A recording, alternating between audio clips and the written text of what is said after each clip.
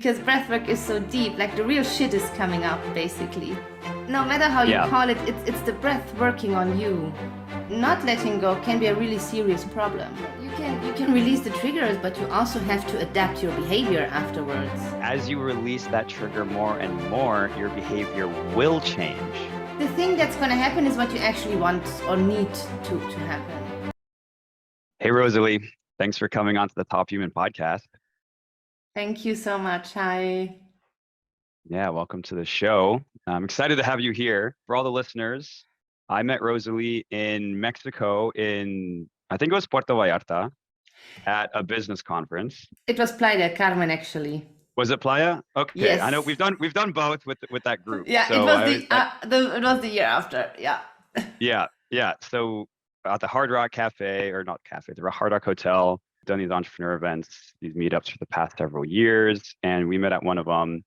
And these events are great because we do like all the lectures and stuff during the day, but the organizer also has like these workouts that we do in the morning. And so there's workouts, but you led a breathwork session on one of those mornings instead. And I think a lot of people, it kind of opened their eyes to breathwork. I think that if not my first, it was my second breathwork session that I'd ever done. And it was very interesting and kind of opened my eyes even more to what this whole healing thing is and how it affects us, especially as entrepreneurs. So you've been doing breathwork for several years as your business. Mm-hmm. You've been running events, large and small, across Europe and I think other countries. Yes. Yeah, so it's been cool. And you've grown, you've lost everything, you've grown again, like you've had quite a journey. Tell me a little bit more about you and what got you into breathwork and how it's all going right now. Thank you so much. Yeah, it's been almost, I think it was November 19 in 2018, like almost 5 years ago, when I started my training to become a breath worker. And the trigger was actually my own healing journey, end of 2017, that somehow led me to Guatemala. Nice. In 2018. I was on my way to El Salvador, actually. I was not supposed to stay in Guatemala, but there was a roadblock and I had to stay at the Lake Atitlan. I couldn't move that day anymore. So I was like, okay, I'll just stay a couple more days and enjoy the volcanoes and the lake. And then I Sounds terrible. Sounds terrible, right? Volcanoes, lake. Duh. And I ended up at this super hippie place. It's actually a very famous place. You know that there are those, they call those, I think, like vortexes, like Sedona, Bali, Mount Shasta, and like San Marcos at Lake Atitlan in Guatemala is also one of those. So I kind of knew about this place, but I was not really interested in visiting it. However, I ended up there. It's funny how the world brings us where we need to go sometimes. Funny, right? I just wanted to go to El Salvador to go surfing and later to Nicaragua, but I never ended up in neither of those. And then one day I saw a poster, like a flyer, how would you call it, leaflet, at a supermarket window, shop window, and it said rebirthing breathwork, trauma release, anxiety, and so on. And I'm like, whoa. Really resonated because the months before I was like thinking, how does this whole trauma release stuff work? Like, what do I have to do? Because I already got like the link between mind, body, spirit, and how our bodies function according to our mindset and everything. But some things are like go way deeper, like on a cellular level, traumatic events that lead to disease and so on. Yeah. So I actually did not go there. And 2 days later, I went to a dinner and the guy was sitting next to me and he was like, I'm doing the breathwork workshop. Are you coming? And I'm like, okay, now I'm coming. The world was really trying to get you to go. So we went to this palapa kind of thing. It was outside and we were like 5 people or something. And the guy who conducted the session, he was German. And it was a group session, a breathwork group session with like guiding breathwork and music. And I remember how I was lying there and I was breathing. And at some point, like I went from crying to laughing to absolutely like tripping. And there was such deep stuff coming up, and I thought to myself, this is like years worth of therapy what I'm doing here. Right, right. And he was so awesome. I loved it because up to this day, I dislike sessions where there's only the teacher giving commands on how to breathe and the breather does everything Okay. by themselves. He went from person to person, asked, "Hey, how are you doing? What is coming up?" and helped through the process. And you might Wow. remember I'm doing it like kind of the same way in my group sessions. And this was so valuable to me. I will never forget that. This was one of the things where I was like, wow, he really is taking care of me while Yeah. I'm breathing, while I'm Wow. this vulnerable. And Hmm. then I was all about breath work. Like, I'm okay, I'm gonna stay at this place, I'm gonna do more breath work. And I was just walking around like, hey, there's a breath work guy and he's doing these sessions, you have to come. Like more and more people came because of that, you know? And Nice. like I was already marketing breath work. And then I had a one-on-one session with him because I wanted a one-on-one. And then it was like clear when I woke up from the session, he was like, "Shall I train you to become a breath worker?" I was like, "Whoa, yes, yes." Wow. Then I stayed in Guatemala for, well, till the end of December before I went back to the Netherlands where I lived back then. Yeah. Nice. That's an amazing like origin story. Yeah, that's how I got into it. Yeah. Yeah, that's cool that you just knew that like that's what you needed to do from then on, just like one roadblock kept you in Guatemala and then all of a sudden whole new direction. Yeah, I didn't have much to decide, huh? Yeah. Yeah, there's something to be said about like going with the flow of where life takes you, right? And Mm-hmm. being open to it, being open to that opportunity. That's amazing. So with breathwork at the beginning, you mentioned the pamphlet, right? That it said Pamphlet work. anxiety, trauma release, some other things you mentioned. What is, because breathwork has kind of become like a hot topic, right? What are the kind of main things people start doing breathwork for?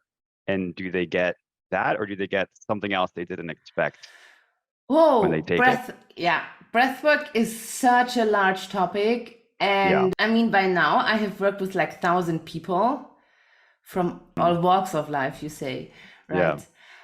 From the single mother to the 7, 8, 9 figure entrepreneurs to the super hippie to the crypto marketing guru, like or life coach or super spiritual witchy person or Yep. feminine embodiment people, whatever. Like everything Everybody. has been there, like athletes, creatives, politicians, like everything. And the main thing, I would say there are several main things. One of them is always letting go of something. I want to let go of a certain story that keeps me stuck in my relationship, in my career. And you also have to take into account on which consciousness level those people are. Somebody who's been experienced with healing modalities, they know, hey, I have this and this block, I have this issue that I need to solve, I have this Right. trauma that I know it exactly. Then there are some people, they just come for clarity, or they want to have like a stronger mind, a stronger spirit, and then they get something completely different, and then Yeah. because breathwork is so deep, like the real shit is coming up basically. So letting go is a huge topic. Hmm. Healing physically is a topic. People who strongly believe in this mind body spirit connection, when they have something physical, many of them retort to breathwork. Then sexuality is a big topic. Oh, interesting. Not Yes. surprising, I guess, but makes Yes, sense. sexuality is a big topic. Feeling more of their masculine, feminine powers, releasing shame and taboos Mm, around sexuality. And then there's also people who just really are in for the experience, who really want to breathe and listen to the music while they breathe. And you have all these big topics like business, relationship, health, and underneath those topics. You have like those small things, like people who want to deepen their relationship to their spouse, people who want to make more sales, people who want to become fitter, people who want to heal certain childhood traumas, people who want to manifest things for their lives, you know, the more spiritual people who want to build also their business around breathwork. I'm also training people to become breathworkers. Oh, wow. So Nice. yeah. Cool. So there's a lot. And if you ask somebody, I was just in Romania at very spiritual festival. It was called Ecstatic Solstice Festival in the woods in Transylvania. If you ask those people, they will tell you another reason why they do breathwork than somebody who's wearing a suit all day and working at a company. Like one of those, they maybe they want to connect to spirits and right, just float around in float universal around energy all and the having time. visions, yeah, releasing energy and all those kind of things. And the other person, they will want to become more clearer in their day, more creative. Creativity is a huge topic, and at the end of the day, it's the same thing. No matter how you Yeah. call it, it's the breath working on you. Yeah. Yeah, it's amazing how you have all these different people from all these different areas with all these different problems and desires of like an outcome, and you can give them one tool and it helps all of them. Yeah.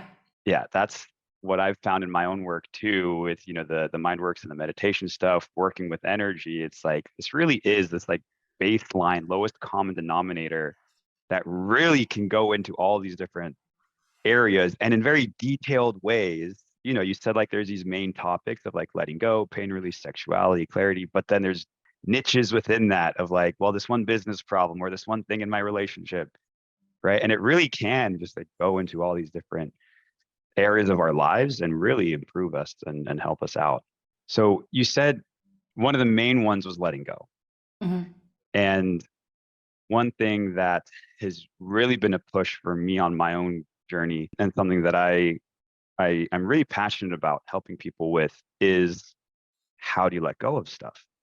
And not just how do you let go of, this one idea or maybe like a grudge or something, but how do I let go of like the automatic thought patterns that are like driving these behaviors in my life? And because I knew like there was things that I wanted to let go of, but my brain was just holding on to it. Like my mind was just, grasping onto these ideas or beliefs or whatever, even though like, I don't want to believe this. I don't want to think this, but my brain is just holding. It's like, how do I actually let it go?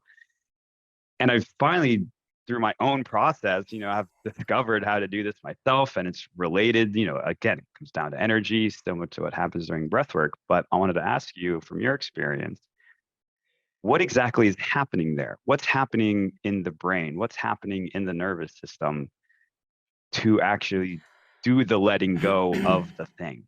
First of all, I find it amazing, right, that you found your own process to process Thank your you. stuff. Thanks. It's And I been think, yeah, it's been a journey.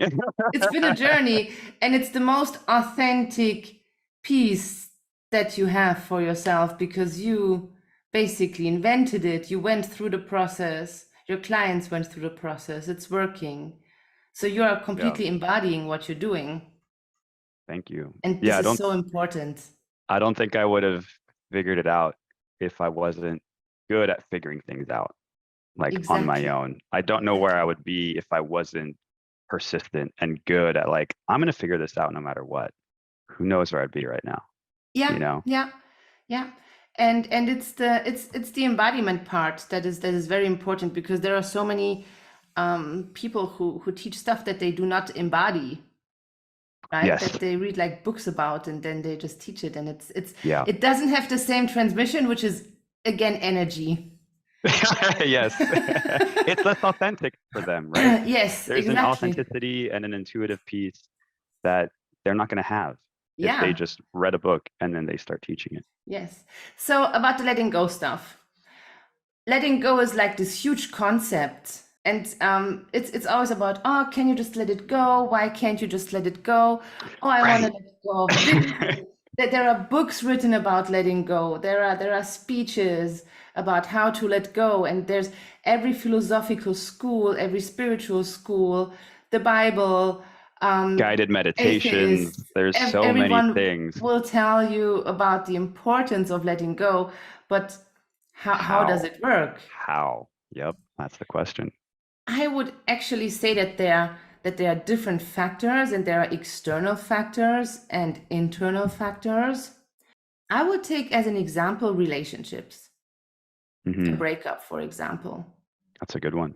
I think this is something that's we all had at least once in our lives. Yep. A relationship, or that woman, she doesn't love you back, the guy who won't like you back. And some people, they can just let it go like this. Yeah, and they can move on. They can move on, and others just suffer.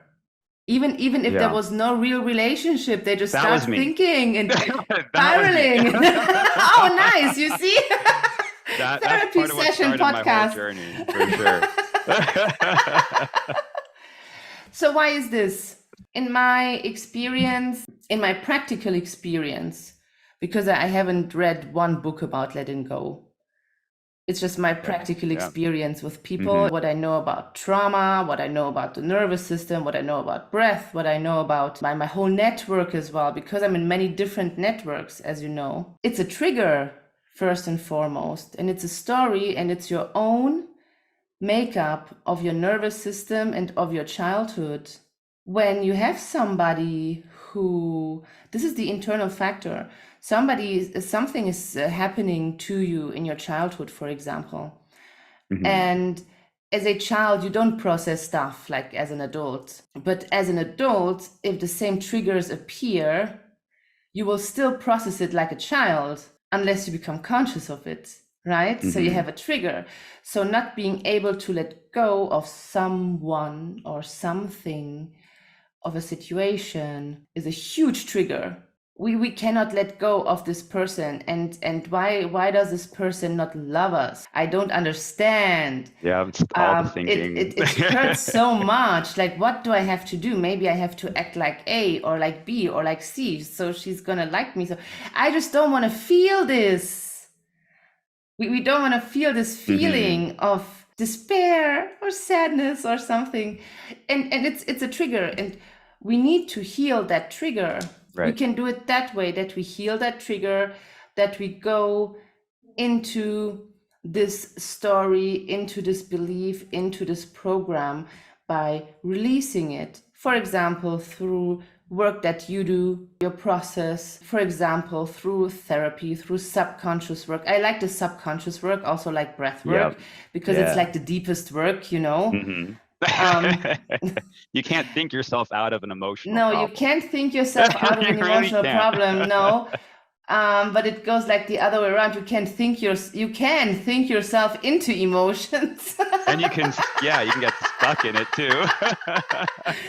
And here's the thing, the more you think about it, the more you go into this pattern, because it's reoccurring pattern, the more you actually tighten this trigger, and the more this trigger becomes powerful. So you have to release the trigger. Yeah. And then the second factor is time. You will forget about that person, but the next person will come with the same energy, and you will and you will repeat that pattern. You do it again. Yes, or something about my personal thing. It's not like painful or something, but sometimes there was this one person in your life, and you had something, maybe a relationship, and actually you do not love this person, but every time you see that person, there's some nostalgia coming up. A little bit of butterflies. Yeah, this is similar, but not letting go can be a really serious problem. It's detrimental if it's affecting your energy. Just take into account a client that doesn't want to pay you, and you're getting angry, and you're putting all this energy into this client that owes you money, and you're hunting down this one person and don't have like the clear head to go on and just let it go so other people can come in. It's also a good example that many people know that. So it's the internal thing of healing that trigger. That there are different things that you can do. You can force yourself by changing your behavior. Like it will feel like shit, but you're not texting that person. And it's like a new behavioral pattern that is coming in. It's difficult because in your subconscious, there's still this trigger that wants to come out. And Yeah. here's the nervous system part of it. If we do nervous system work, and the nervous system is our subconscious. There's enough nerves in our gut to make like the size of a small cat's brain. And evolutionarily, we had a nervous system before we had a brain. Like our body is intelligent. We just put in our human Absolutely. society, we put so much focus on being smart and intelligent, which we label as like thinking, which is like a prefrontal cortex thing. But there's all these other nerves, all this Exactly. other space for intelligence, really. And then when you get into a trigger, into a trauma response, your prefrontal cortex is not active in that moment anymore. You go Yeah. into this response, and that's why I love the breath so much, because with the breath you can actually regulate your nervous system.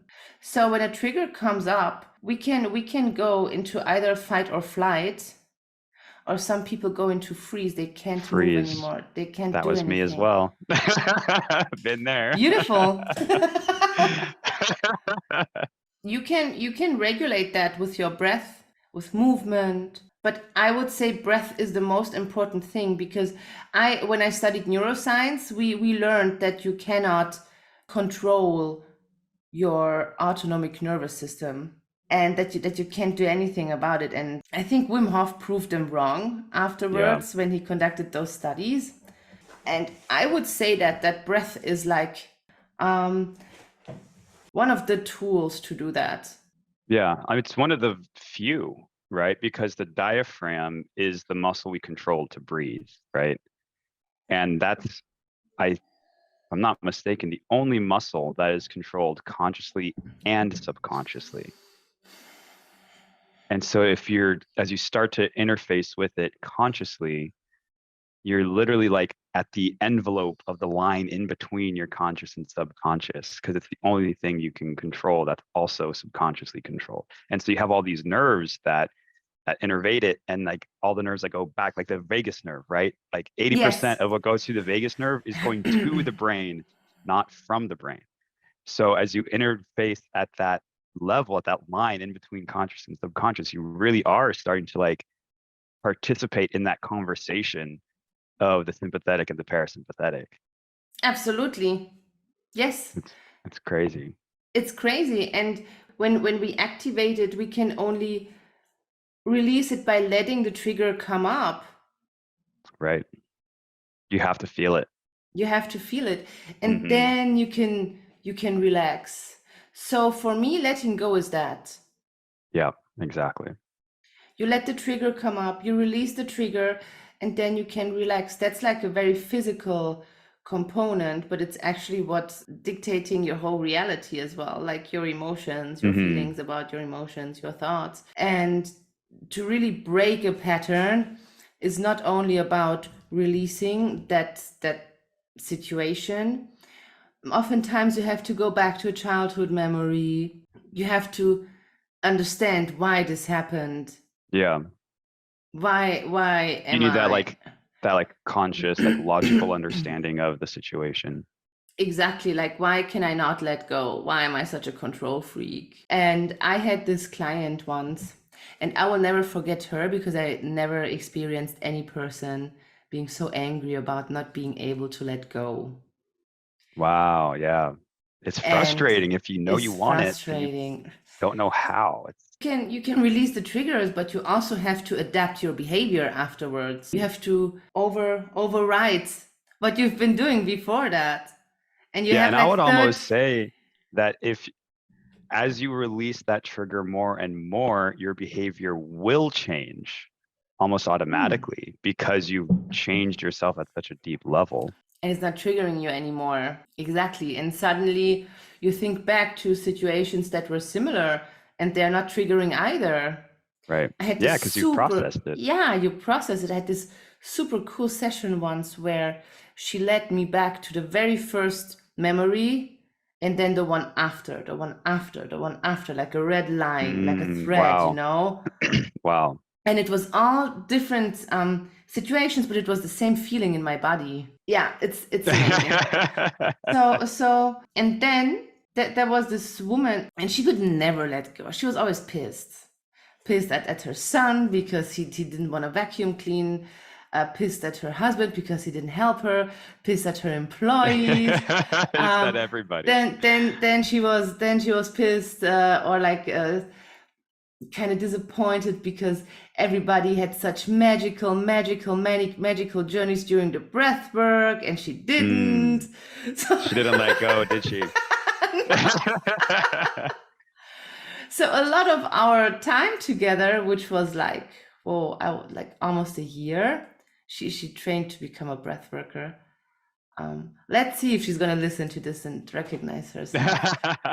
Letting go was a huge topic. And I think as long as we want to let go, we will not. That's interesting. What do you mean? As long as we have this will, I want to let go, I want to let go, I want to let go, we are actually holding on to letting go. Then you release something, you release this trigger, you release the story, and then you let go. It's an automatic process. Letting go is automatic. You don't say, I'm letting go now, bye. Yeah, interesting. You don't do that. You don't. Letting go is not a doing thing, it's a being thing. And this is what I think is really interesting, you know, like for my process, and just from my experience, I think I've found this way of doing letting go. Okay. Which is weird. Like, and like you could say like going through breath work is kind of like a tool that helps you with that, you know? Yes. But it's and like the letting go piece that I've kind of, the way I've explained it to myself, you know, over the years is you have, because everything gets trapped in the body. Yeah. And you have this energy that's trapped in the body from whatever experience, a trauma, a memory. And if you did not let it go when it happened, as it happened, if you didn't stay open, if you close and tighten for some reason, then you trapped it in there, and it's still there. Yes. And so it's going to remind you that it's still there over the years of your lives, you know? And that's what gives you these patterns in your thought patterns and in your behavior patterns and your relationship patterns, because that thing is still there reminding you subconsciously.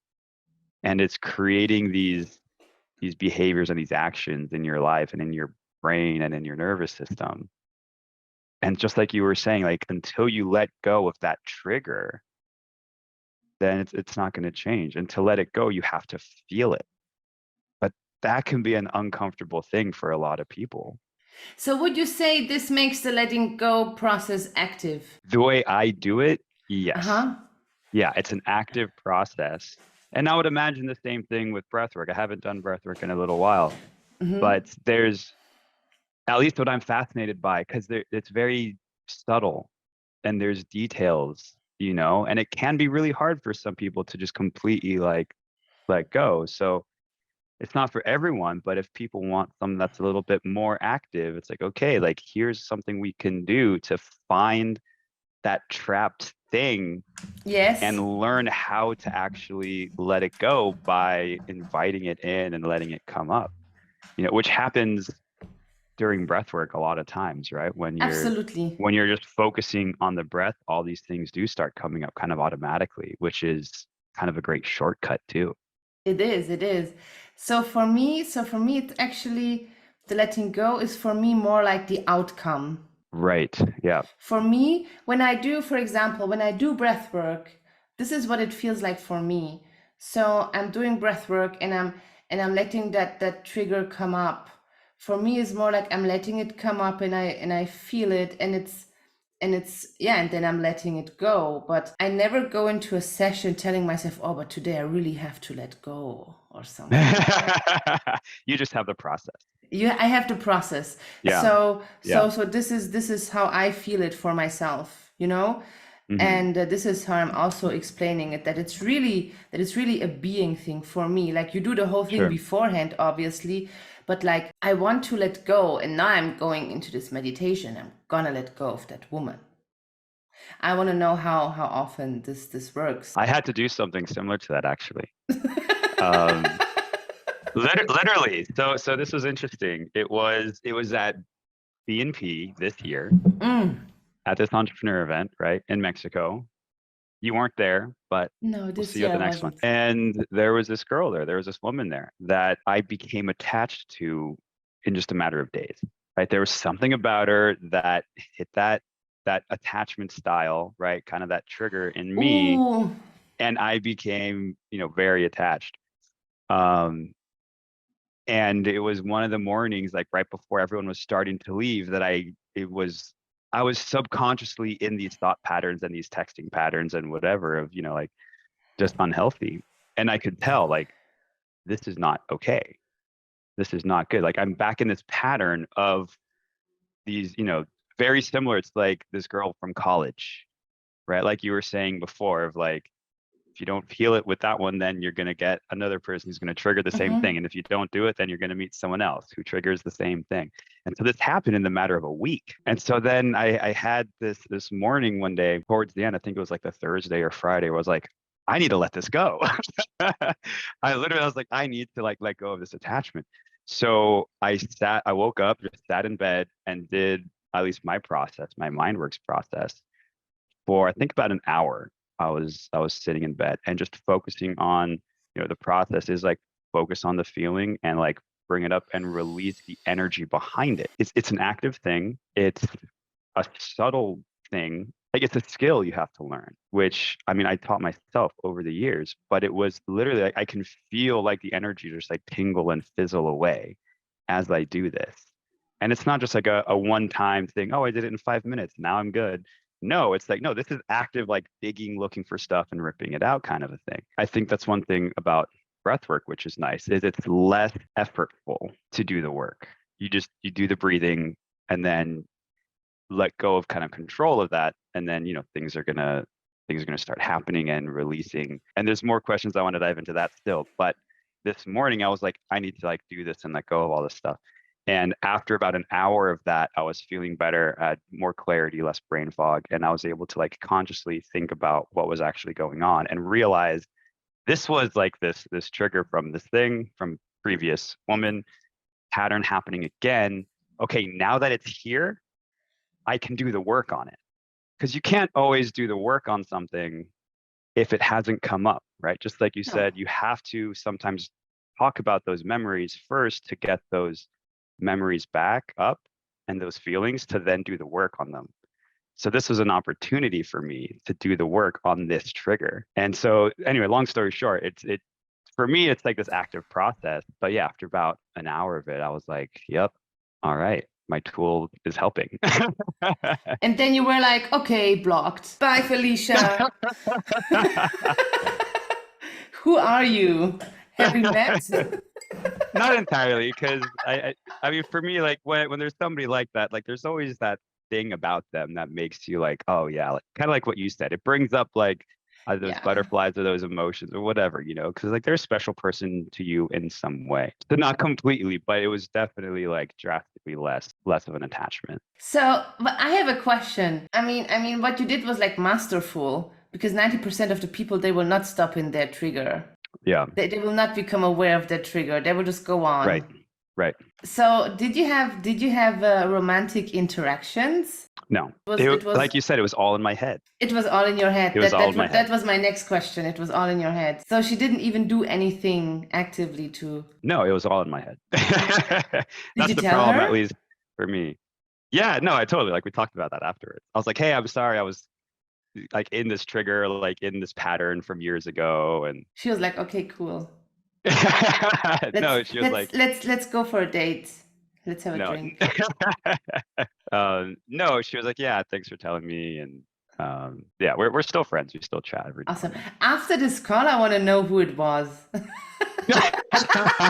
You wouldn't know her. You don't know who she is, but sure, I can tell you afterwards. But this leads me to a question, actually, which I had for you. I wrote it down earlier when you were talking about breathwork and letting go. And so I wrote down, is it harder to let go of something that you know exactly is there? Because I think you said some people have come to you and said like, okay, like I know this thing, I've thought about it, I know it completely, I want to let it go.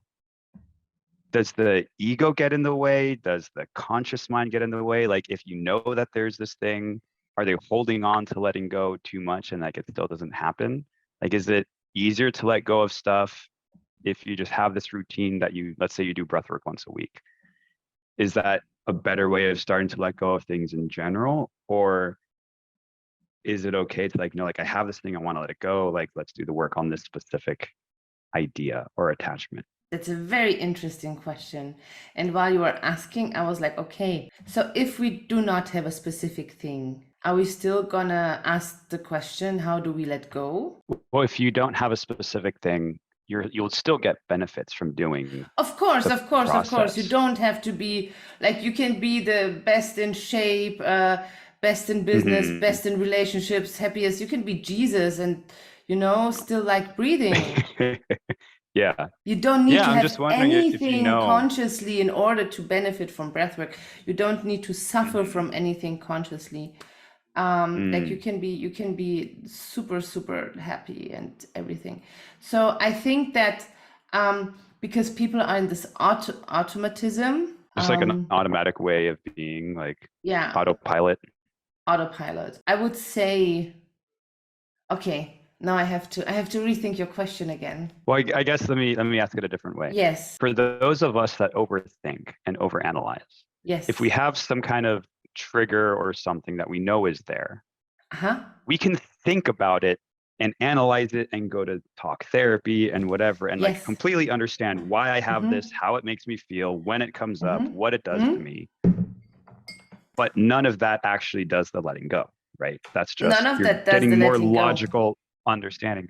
So if someone's done a lot of that and they have this thing and they're like, I really want to let go of this, if they enter then something like breath work to use that as a tool to actually do the letting go, is that Mm-hmm. still effective, or does their ego kind of get in the way, or their like thinking brain get in the way because they've analyzed the thing from so many different angles Mm-hmm. already? This depends on the person entirely. We cannot answer that. We cannot say it's always the same. But Hmm. very often you look behind the thing like, how does it actually benefit you that you did not let go of it because you did like years work of therapy. I did a lot of work on my dad, tons of Okay. work on my dad, and then I just stopped because I was like, fuck it, I'm not doing this anymore. It was more like this conscious decision of, I don't want to do it anymore. When people work on the same thing for years, and it's always like, whoa, like you've been working on this for years, like what's wrong? If you've been working Right. if you've been working on this for years, then it benefits you in some way. You actually do not want to let it go. Right. Kind of like a So paradox. yeah, it's a paradox, and it's the whole like you won't like, there's so many paradoxes, so much paradox in people. So many. So I many. had, yeah, there's like there was this woman, she came to me, she couldn't sell her program. Like she was like, oh, I need to sell my program, da, da, da. And I'm like, during the breath work, I asked her like, do you like the program you're offering? No. Mm. But when we talked like Red consciously, flag. oh, I love the program, and I'm like, but then you're like in this different altered state, and then you cannot lie. So if you have worked on this for tons of years, where does it benefit you? It's beneficial. So it keeps you away from something that you're scared It's of. part of your identity. It's Yeah. part of your identity, and that's where the ego comes in. So for example, if you can't make money in your business and you're always angry because no clients are, women have this a lot, they're like, oh, no clients are coming and I never make money, I'm always broke. So where's the benefit in being broke? So, and oftentimes it's like, I'm actually scared of having so many clients because then I have to perform, or Right. so many things. And I also talked the other day, I was like, well, so many people are messaging me, and I'm like, I just want to open myself up so all the people can come in. And sometimes I also catch myself. So, okay, I just want to chill, right? So it's actually beneficial if this week nobody's asking for a session.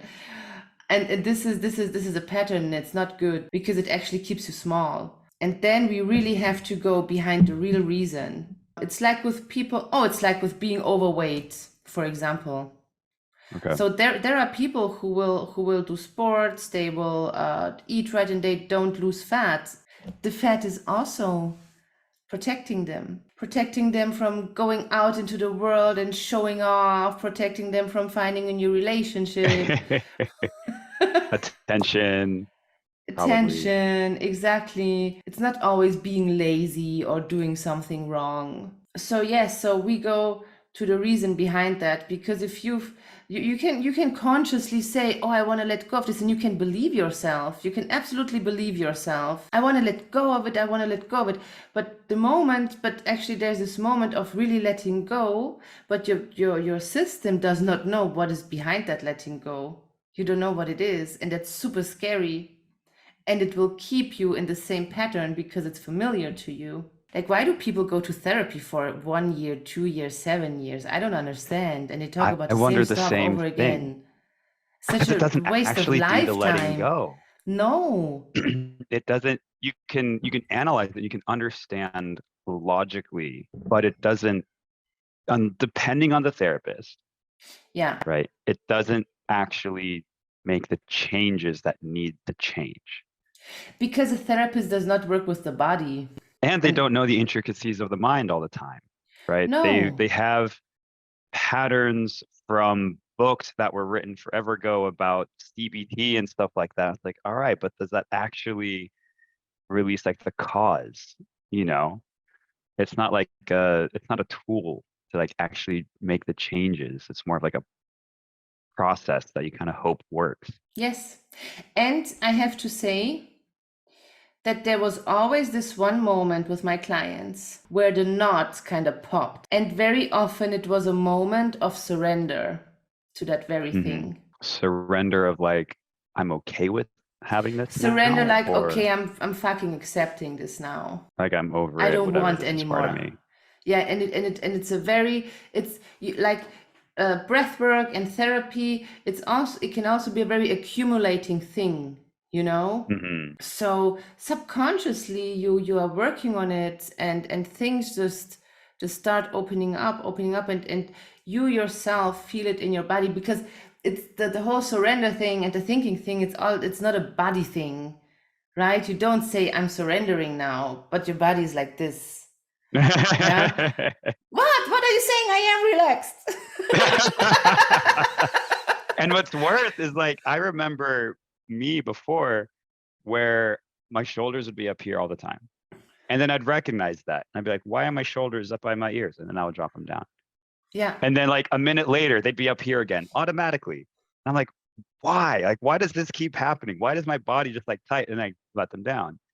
2 minutes later, they're up. I'm like, what's going on here? The body was just automatically tight and like holding on to stuff. Yes, exactly. The body shows you, like the breath shows you as well. So yeah, and then there was this moment where it's kind of popped. So everybody's different in this regard. Yeah. Like if you look at our parents, some of them they complain about the same thing for the last 40 years. Oh my God. Tell me about it. And you're like, can't you just let it I say to her, can't you just let it go? And the answer is no, they can't, because they don't know how, because there's no Oh, how they don't to. want to. Or and that is something that's actually really interesting. There's a friend of mine, and she had a lot of anger, maybe towards her dad or her family. And she used to do like boxing, some like fighting sports, that she used to do a lot. And we were talking about like meditation one day as I was going through my process and learning all this stuff. And I asked her like where some of her emotions and like this was kind of coming from. And she said, yeah, it comes down to the like anger piece. And I asked her like, well, don't you want to let go of that like resentment? And she said, no, she wasn't ready to. Right. And Oh, that blew my mind. She was like, no, I don't want to let that go. So it was like a conscious choice that she knew that was there kind of driving these behaviors and stuff. And she wasn't okay with the idea of like starting to look at letting it go. Because being angry is much less painful than feeling the actual emotion underneath that anger. Imagine Which is usually sadness. If that sadness hits you, your body is protecting you, basically. Yeah. She's protecting herself. Yes, she isn't ready to. That's a thing. You hear it a lot. I also hear that people tell me, "Oh, I'm not ready to do the breath work." I'm like, okay. It's like what the yeah, I know if I go there, I know there is something going on if I go there, and I'm not ready to feel that. Not ready to, yep. I find it comes down to like wanting to or not wanting to feel something specific, like like I don't want to feel this emotion, which is hard to put words to, right? Like for me, a big one is embarrassment. I hate the physical feeling of feeling embarrassed. And so Embarrassed for like, yourself or other people? no, for me, like if I feel embarrassed, I hate that feeling. So like I do whatever I can to not feel that way. And so Like, that's like that resistance. When other people like do silly things and embarrass themselves all the time and don't care, right? So everyone's different. But it comes down to that not wanting to feel this like sensation in my body of oh my God, embarrassment. it's horrible. And I have a funny, our gym, like not here in Berlin, but where my mother lives, not my parents. It's like a self-service gym, so that there's nobody working there. You go in with your QR code and you just train. Oh, okay, yeah. And it was like late and nobody was there, and I finished my training. It was like I think 45 minutes before they closed.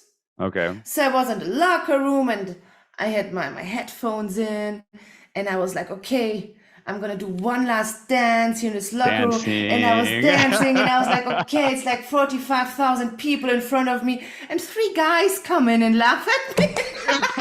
And I was like, hi, putting my shoes on the left. Nothing to see here, nothing to see here. It was like, I think it took me a day or two to get over that. Yeah.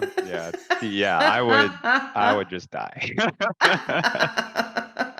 And I remember with the not feeling when my dad died, I was in therapy, a lot of different therapy as well. It was a long time ago. And Yeah. I said to the therapist, I do not want to feel it because it would hit me like a train. I was like screaming at her. I was screaming. I do not want to feel it because it will hit me like a train. But it won't kill you. No. And once you realize that, it's like, all right, it's just a feeling in my body. It's just some energy moving around. It might be a lot of energy moving around, but that's all it is. Yeah, it was a long process. There's a lot of energy that gets stuck that needs to come up in these emotional ways.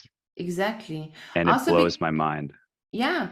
Also, it's not just the person that they died. It's like all the memories with that person, all the times when you were angry with them, when you were fighting, when they were disappointed with you or something. So everything that has to do with that person, basically. All the layers. Yeah. All the layers of that story. Yeah. And of course, the loss of that person, obviously. Yeah, because losing an attachment is painful because you're detaching, and death is like an automatic loss. Yeah, then like not coming back. Yeah, and I believe. Yeah, what do you want to say? I was just gonna say there was a lot of similar work that I did after my dad passed away a couple years ago. Yeah, he was battling cancer for 3 years, and so it was kind of like all right, I know this is coming, but there's still processing that you do afterwards, and kind of like you said, these memories and the fears or the judgments or the anger or whatever, right? All the emotions that are attached to that person who's now gone. It's like, all right, well, now let me figure out what to do with these and, start to let them go. I do believe that they say when somebody breaks up with us, that it feels that it's like kind of similar. Yeah, I can see that. It's an emotional attachment that got taken away from us without our choosing. It's sad, actually. Yeah. It is sad, but we don't let ourselves feel that. And that's part of the problem. Nobody's talking about that they're sad. Have you seen the movie, what's it called? Inside Out? No. Oh, you got to watch it. Inside Disney Out. Pixar's Inside Out. There's a part where, so the characters are emotions. Literally, like there's a character for sadness, there's a character for anger. Like named, my name is sadness. Like I'm anger, I'm envy, I'm disgust, I think was another one. Literally, and these are like the main characters. And then there's Joy, who's like the ball of joy. Oh my And gosh, I need to watch that. you need to watch this movie. It's fantastic. And there's this one part where like there's this other character who was an imaginary creature from the human that's in of like the brain that these characters are in, where like he's kind of feeling sad about something. And Joy is like, come on, guys, just be happy and let's move on. And Sadness like goes and sits next to him and like talks to him and like spends that time, and then he like cries it out and he's like, okay, I feel better now. Like, let's go do the thing. Right? Like, and the just to me, like the whole moral of that whole movie is like people expect us to just be happy all the time and joyous Yes. all the time. And maybe show some anger, but keep it in a box. And it's like all these other things are okay. And sadness keeps on just getting like, no, who cares about that one? Who cares about that one? There's something to learn here. So it's like a cartoon Yeah, it's a Disney Pixar movie. It's an that's like animation. animated, right? Yeah, it's so good. Yeah, you'll love it. You got to watch it. I'm gonna look it up. I'm gonna look it up for sure. I'm gonna let you know. Yeah, because when we ask people like, "How are you?" the answer is always good. I'm fine. I'm fine. I'm good. Things are going well. Busy. Busy, busy, busy. Men like to say they're busy. Always Keeping busy. myself busy. Right. Distracted from what they're actually feeling inside, Yeah. How are you which doing? is I'm busy. probably hindering them from their growth, whether they're a business owner, an entrepreneur, athlete, CEO, whatever, like we numb out in a lot of ways, drugs, alcohol, but also just like thinking and staying busy. I think every person needs like at least one real emotional breakdown in their lives. Yeah, If you live your way like in an inauthentic way for years, for example, um, you want to move to Mexico actually, and you want to live an amazing life, working remotely, being single, whatever. But you get married, you move into the suburbs, you have 2 kids and a car and a dog, and you live totally against your totally different. truth. Yeah. And many of us do that. Oh, yeah. Like I would say Oh, almost yeah. everyone who's working 9 to 5. Okay, maybe not. I know there are people who love their jobs.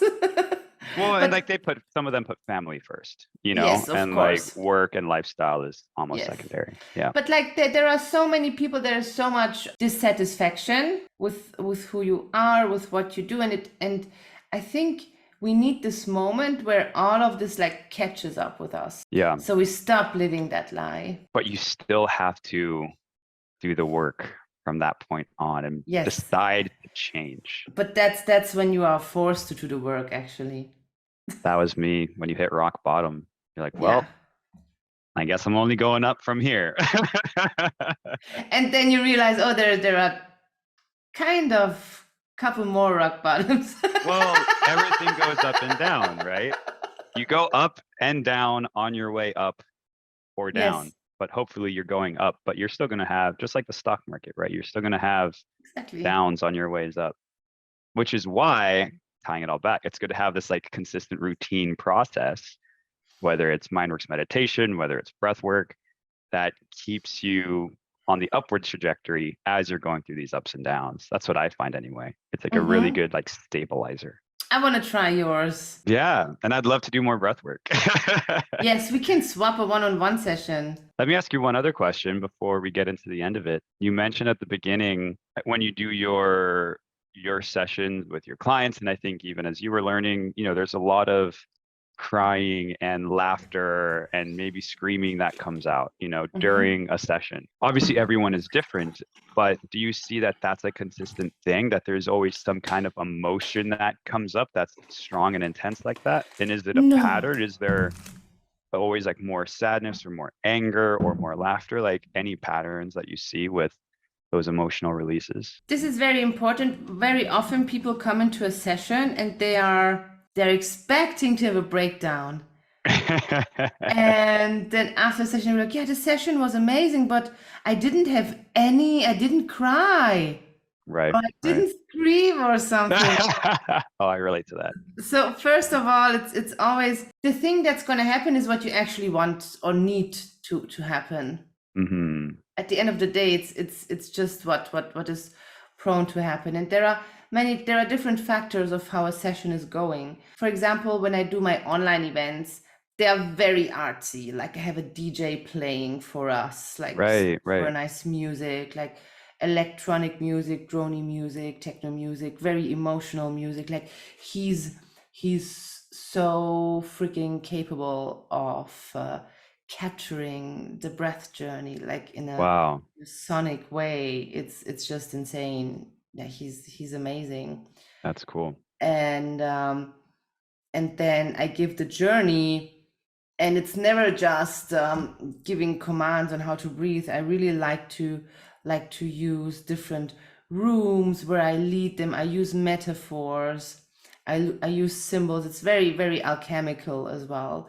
So they go through like a fantasy journey inside of themselves, you know?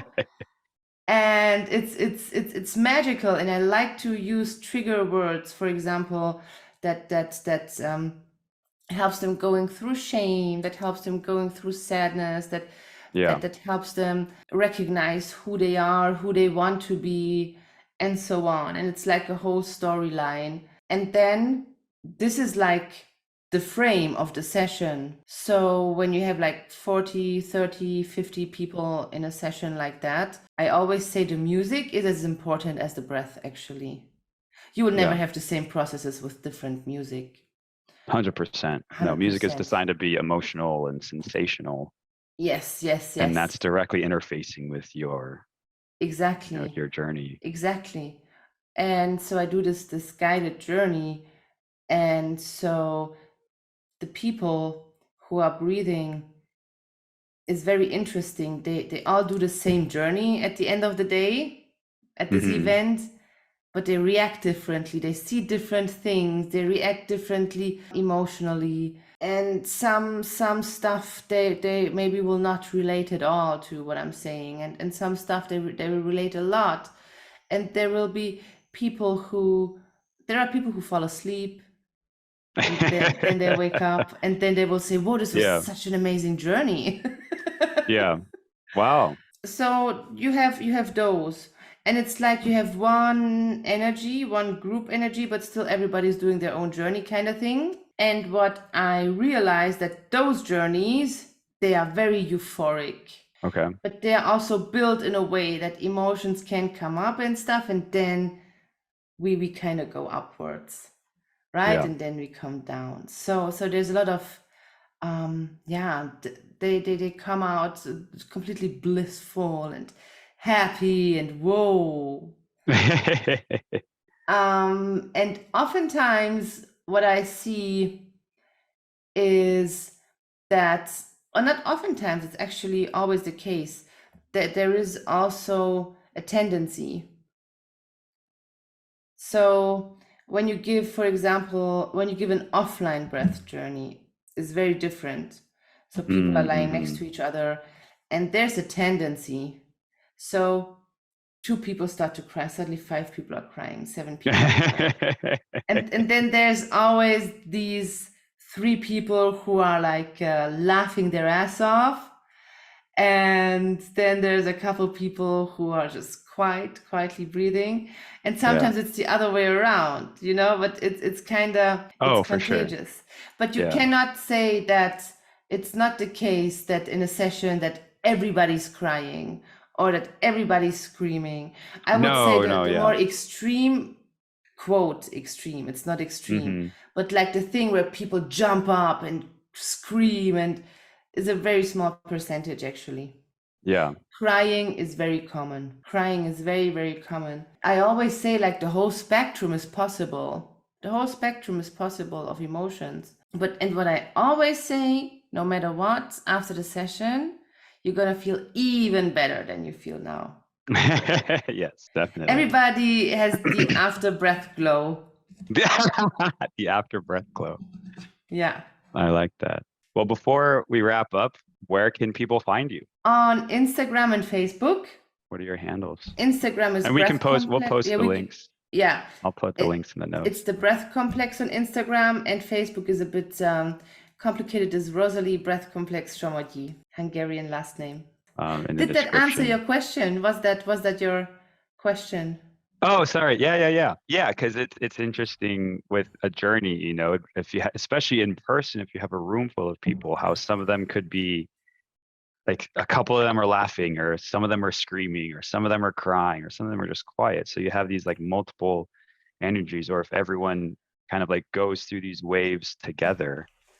You know, I went to this Tony Robbins event where he did this transformation day, and he goes through this process to really make you attach pain from like your past, and you like relate to it and attach it to the way you've been, so that you can then really start to change. And the whole room, like stadium, starts just screaming and yelling, and then it kind of transforms into like sadness and crying. So it kind of takes people in this way of like, it's kind of structured.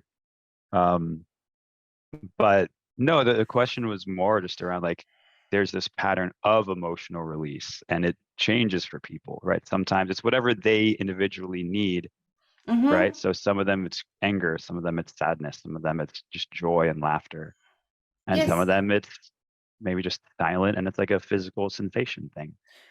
And some are coming like 4 times, and they always feel super orgasmic and blissful, and the fifth time they are just crying. And it's also with the one-on-one sessions, it's also different again.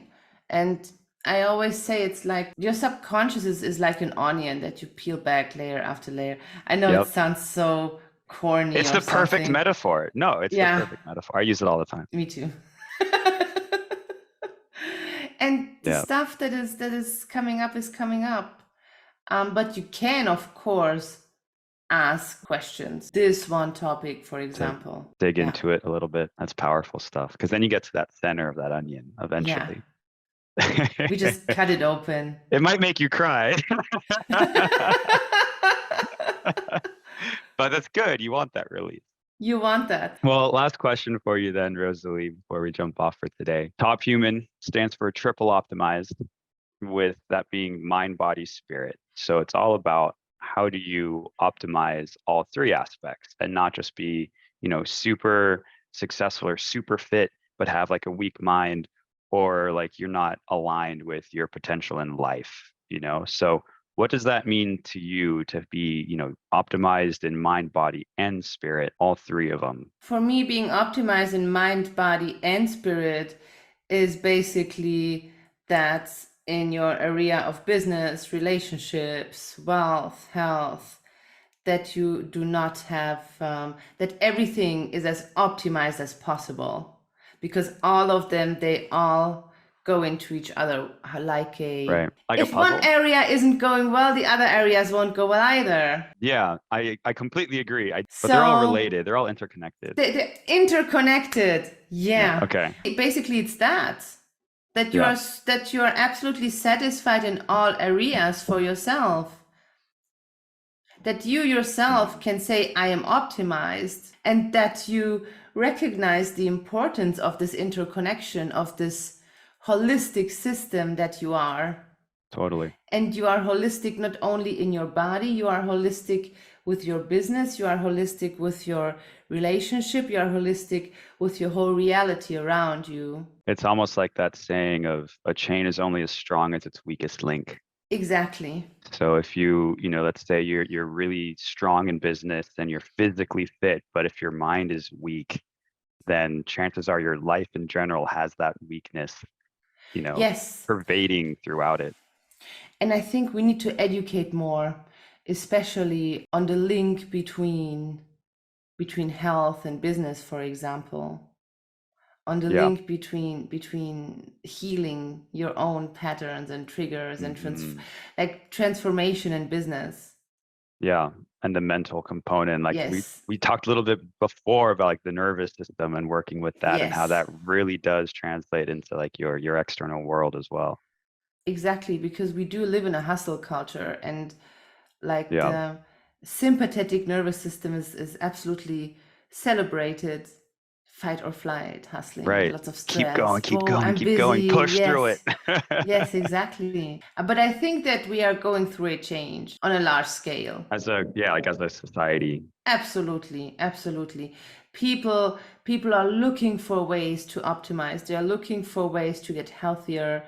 They are looking for ways to be happier. It's not Yeah. just a survival thing anymore. Because we don't really have, depends obviously on your country where you live, but we don't really have these like survival threats No, in our culture, but we do have social survival threats. And that triggers the same animalistic exactly. and mammalian and reptilian aspects of the brain that trigger these fight or flight responses, and we just keep going in circles. Because your reptilian brain doesn't know that this is not a dinosaur standing in front of you, threatening to eat you. Well, Rosalie, this was so great. It was I'm glad fun. we finally got Thanks, to make this Andre. happen. Yeah, that's pretty much it for this one. Maybe we'll do another episode at some point, but until then, thank you. This was Thank you great. so much. Thank you so much for having me. It was awesome. Of I had so much course. fun. All right, bye for now. Bye.